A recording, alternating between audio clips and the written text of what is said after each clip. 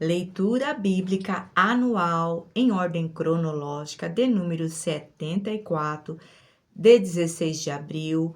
Em continuação, vamos ler Juízes capítulo 8, do versículo 32 ao versículo 35, que vai falar para nós sobre a morte de Gideão e a quinta apostasia.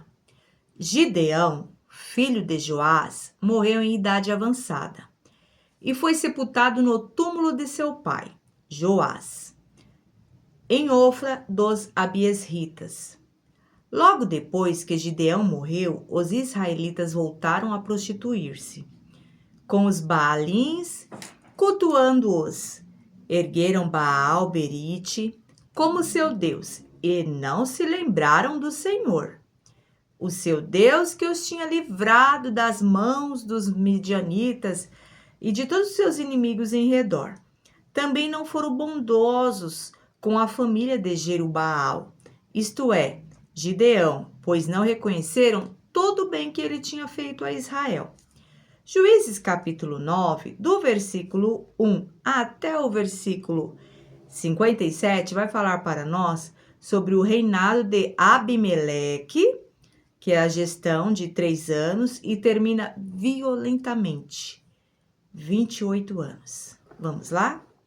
Abimeleque, filho de Jerubaal, foi aos irmãos de sua mãe em Siquém e disse a eles e a todo o clã da família de sua mãe: perguntem a todos os cidadãos de Siquém o que é melhor para eles: ter todos os 70 filhos de Jerubaal governando sobre eles, ou somente um homem? Lembre-se de que eu sou sangue do seu sangue.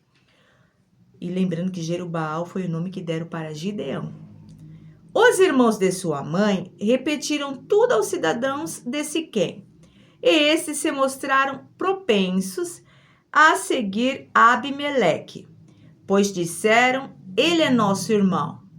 Deram-lhe 70 peças de prata tiradas do templo de Baal-Berite, as quais Abimeleque usou para contratar alguns desocupados e vadios que se tornaram seus seguidores.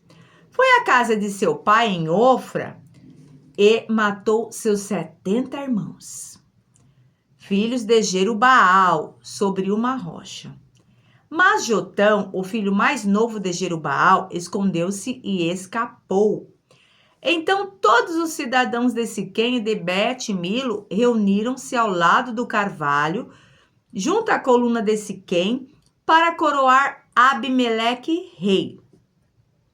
Quando Jotão soube disso, subiu ao topo do monte Gerizim e gritou para eles: ouçam-me, cidadãos de Siquém, e para que Deus os ouça.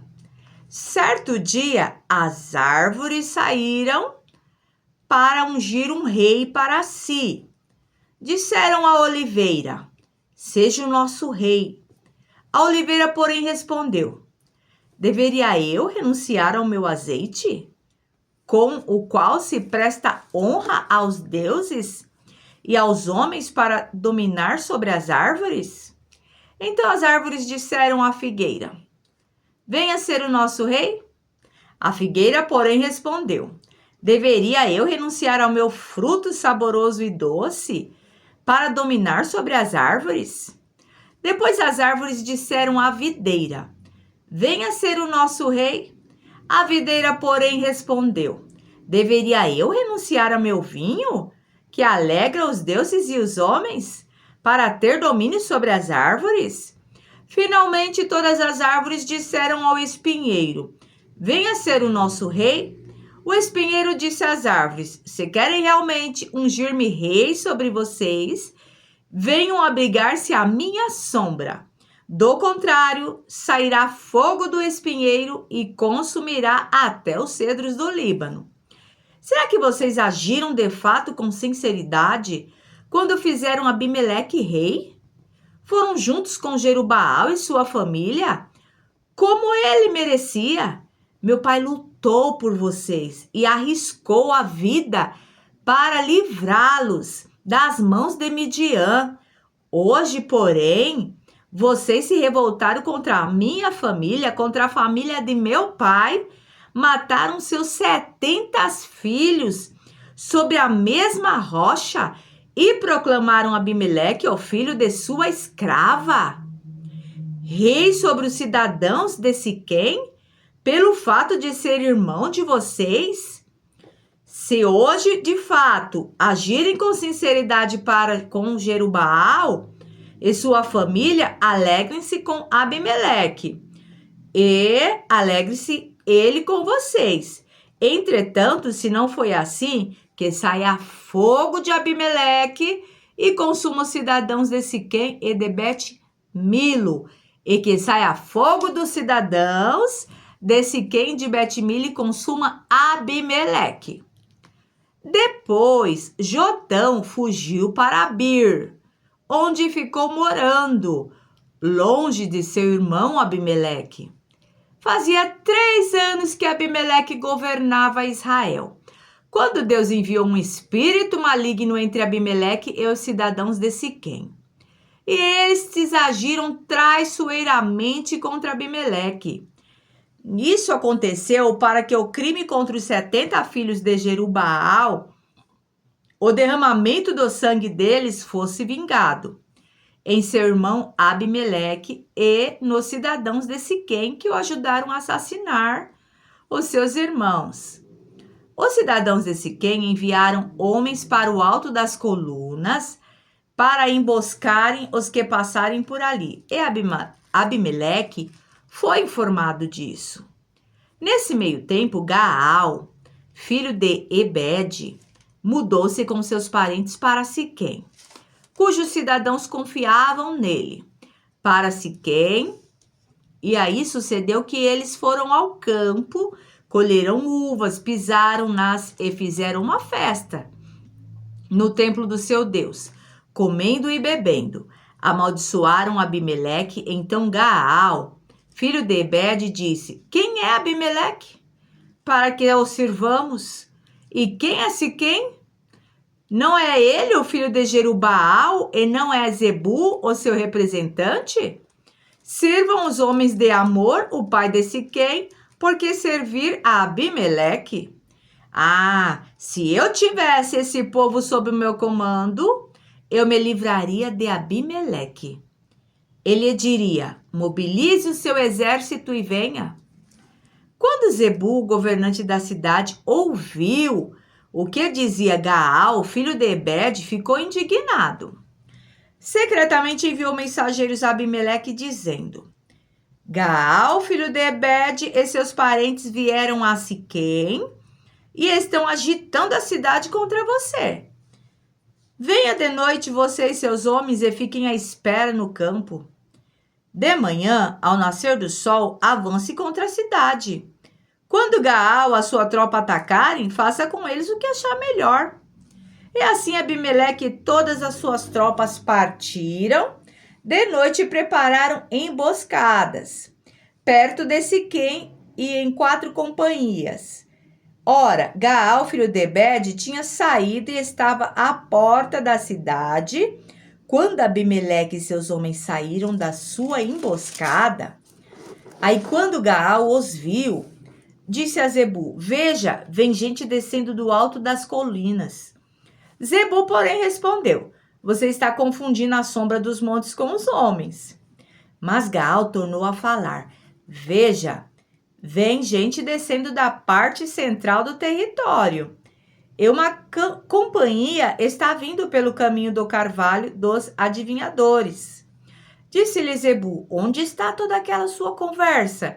Você dizia: Quem é Abimeleque para que o servimos? Para que o sirvamos?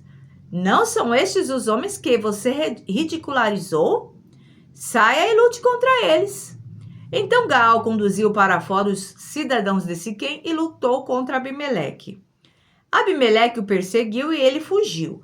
Muitos dos homens de Siquém caíram mortos ao longo de todo o caminho até a porta da cidade.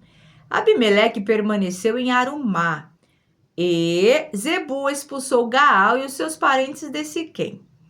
No dia seguinte, o povo de Siquém saiu aos campos e Abimeleque ficou sabendo disso. Então, dividiu seus homens em 3 companhias e armou emboscadas no campo. Quando viu o povo saindo da cidade, levantou-se contra ele e o atacou. Abimeleque e as tropas que estavam com ele avançaram até a porta da cidade. Então 2 companhias avançaram sobre os que estavam nos campos e os mataram. E Abimeleque atacou a cidade o dia todo, até conquistá-la e matar o seu povo. Depois destruiu a cidade e espalhou sal sobre ela. Ao saberem disso, os cidadãos que estavam na torre de Siquém entraram na fortaleza do templo de Euberite.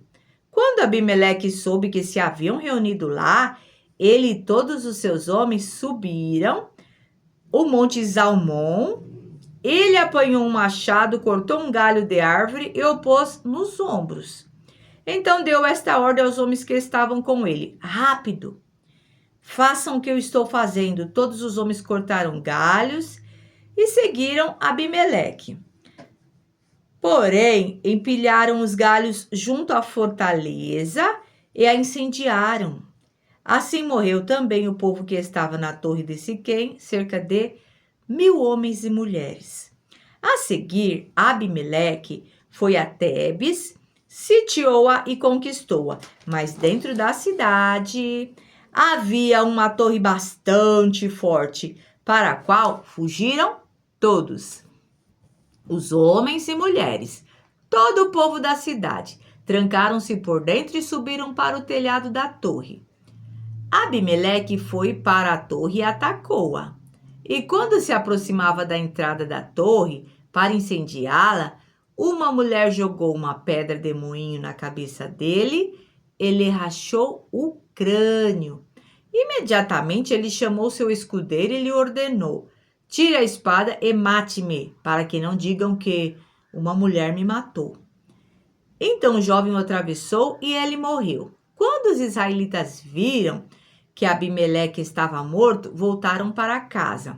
Assim Deus retribuiu a maldade que Abimeleque praticara contra o seu pai, matando os seus 70 irmãos. Deus fez também os homens de Siquém pagarem por toda a sua maldade. A maldição de Jotão, filho de Jerubaal, caiu sobre eles.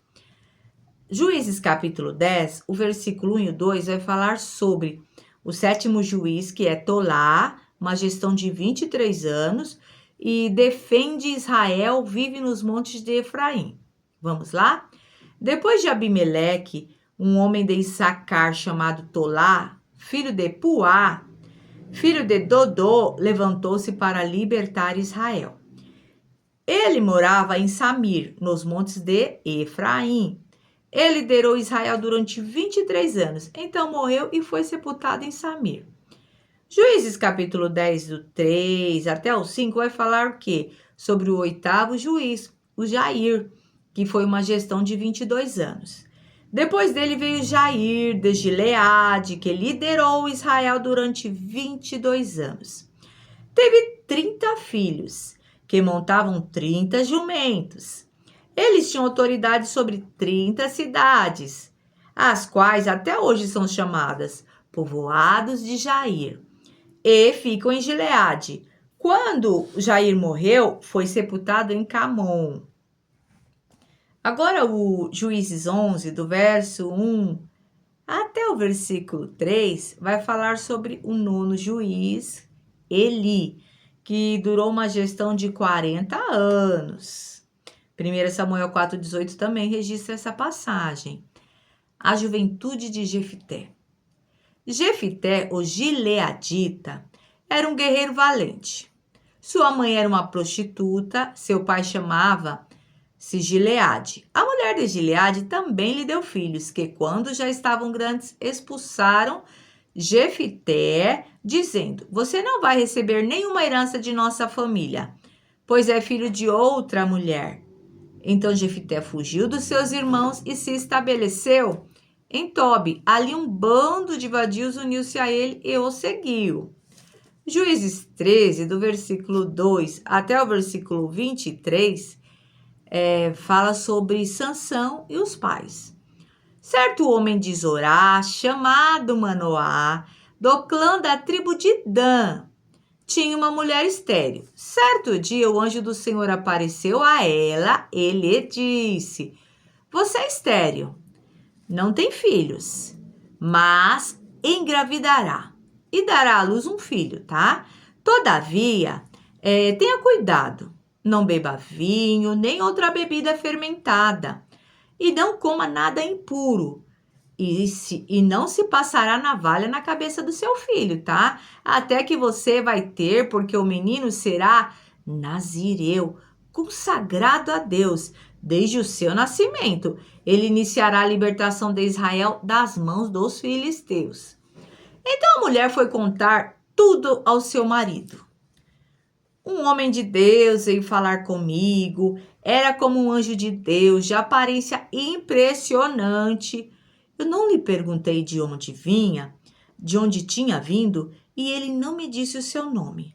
Mas ele me assegurou: você engravidará e dará à luz um filho. Todavia, não beba vinho, nem outra bebida fermentada, e não coma nada impuro, porque o menino será nazireu, consagrado a Deus, desde o nascimento até o dia da sua morte. Então Manoá orou ao Senhor: Senhor, eu te imploro que o homem de Deus que enviaste volte a nos instruir sobre o que fazer com o menino que vai crescer, que vai nascer e crescer. Deus ouviu a oração de Manoá e o anjo de Deus veio novamente falar com a mulher. Quando ela estava sentada no campo, Manoá, seu marido, não estava com ela. Mas ela foi correndo contar ao marido: o homem que me apareceu outro dia está aqui. Manoá levantou-se e seguiu a mulher. Quando se aproximou do homem, perguntou: Foste tu que falaste com a minha mulher? Sim, disse ele. Quando as tuas palavras se cumprirem, Manoá perguntou: Como devemos criar o menino? O que ele deve fazer? O anjo do Senhor respondeu: Sua mulher terá que seguir tudo o que eu já lhe ordenei.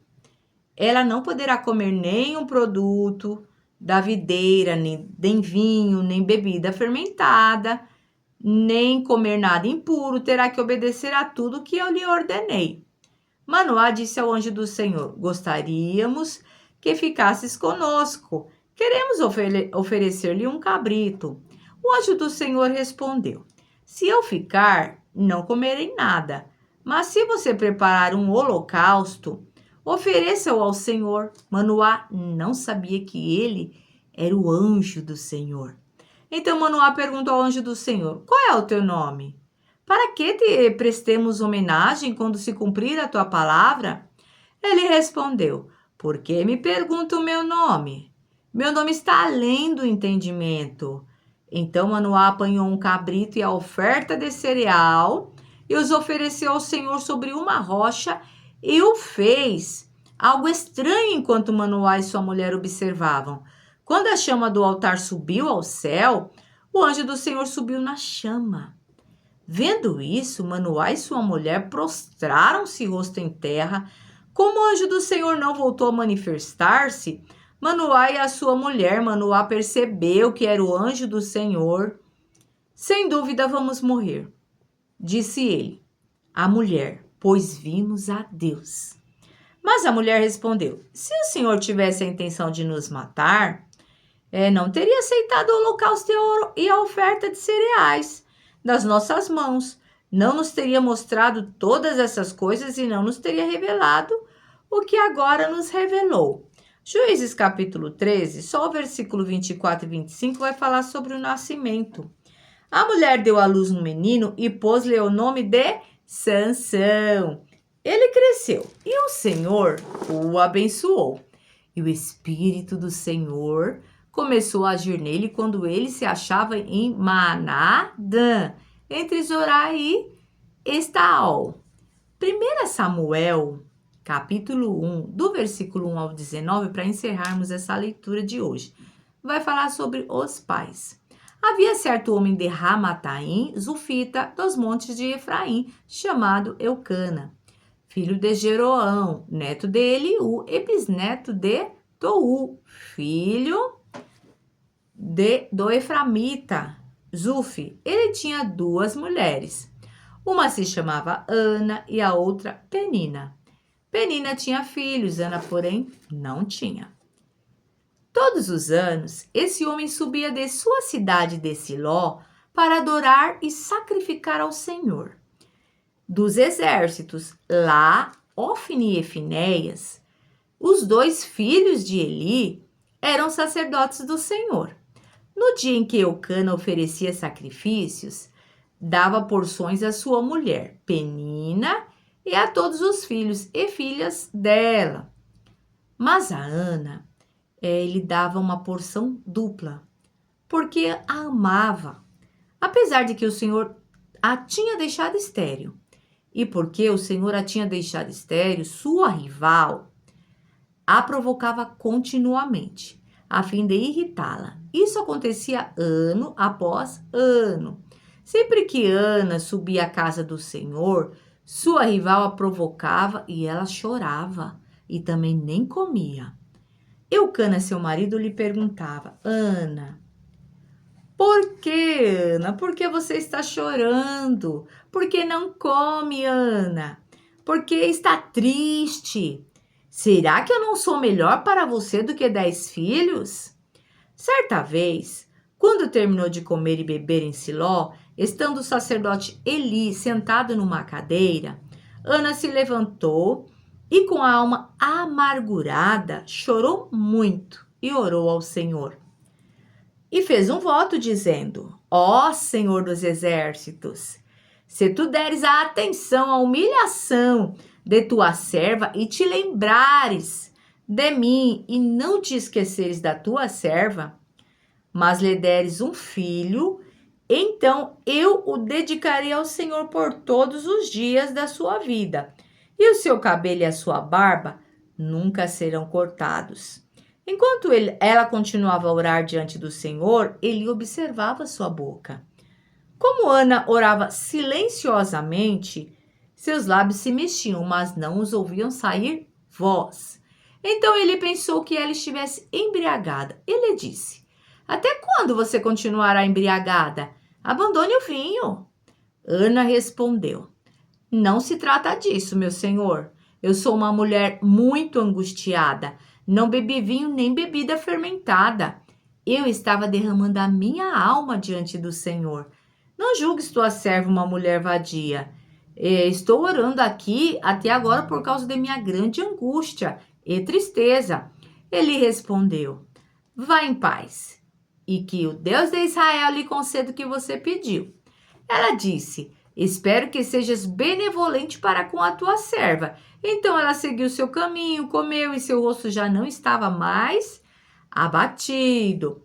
Na manhã seguinte, eles se levantaram e adoraram o Senhor. Então voltaram para a casa em Ramá.